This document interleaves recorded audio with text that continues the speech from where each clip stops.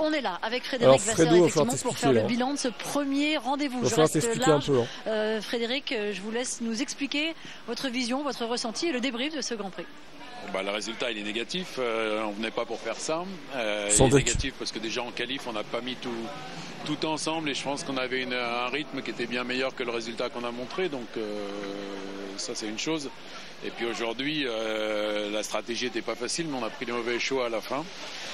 Faut pas se voiler la face, on a essayé de rester en piste comme Max, de survivre avec les slicks quand il s'est mis à pleuvoir, parce que on pensait à tort que l'averse allait durer moins longtemps. Et puis s'il avait marché c'était beau, mais il n'a pas marché, donc voilà, on a perdu. Maintenant il reste 24 courses ou 23 courses et il faut regarder devant. Je pense que le rythme qu'on a montré vendredi, que ce soit sur un tour qualif ou sur des longs stints, était bon, et c'est là-dessus qu'il faut qu'on bâtisse la saison, pas sur un choix de stratégique qui n'était pas le bon à la fin de la course. Ouais, aujourd'hui vous parlez de stratégie, c'est vrai que franchement de 0 à 0 il n'y avait pas grand chose, c'était ultra facile de se tromper.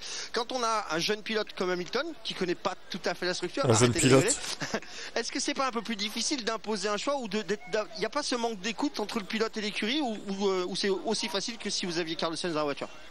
Non, je pense que dans ces situations, il y avait les deux premiers secteurs qui étaient presque secs, et que le troisième qui était vraiment mouillé, donc c'était plus à eux de faire le call du pit à ce moment-là.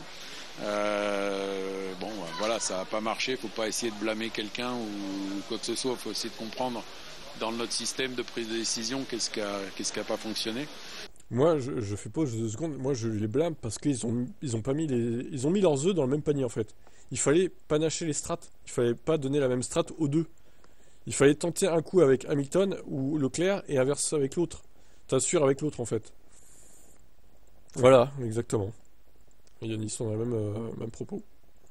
Mais je pense que c'est plus du jugement sur le moment en fonction de la durée de la pluie qu'on va avoir devant nous. C'est pas de savoir si la piste glisse ou pas. En parlant de pluie, on a souvent entendu stade 2, stade 3, la pluie, etc. Comment vous faites pour savoir ça? On vous voit avec vos radars, mais vous n'avez pas non plus des stations météo qui sont placées tout autour du circuit, ou peut-être que si, remarque, je sais pas. Non, pas ce week-end. C'est juste de façon de mesurer l'intensité de la pluie qu'on va avoir, parce que de dire qu'il va pleuvoir, c'est bien, mais c'est pas assez. Donc on essaye d'avoir une idée de l'intensité de la pluie, parce que c'est ce qui fait la différence, en fait, pour 50 mètres, il pleuvait que dans le secteur 3 et ça aurait pu être pas du tout dans le secteur 3. Faut pas discuter ça. Je pense faut admettre qu'on a fait les mauvais choix. On a fait les mauvais choix au moment de piter à la fin, qu'on aurait dû piter.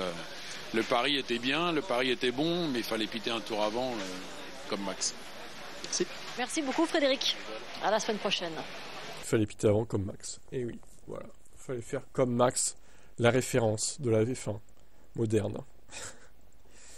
Ouais, des gros points qui s'envolent, surtout pour Leclerc au final. Bon, Hamilton aussi, mais c'est plus Leclerc, il était 5e à un moment donné dans la course, donc là il finit 8e, c'est une catastrophe, quoi.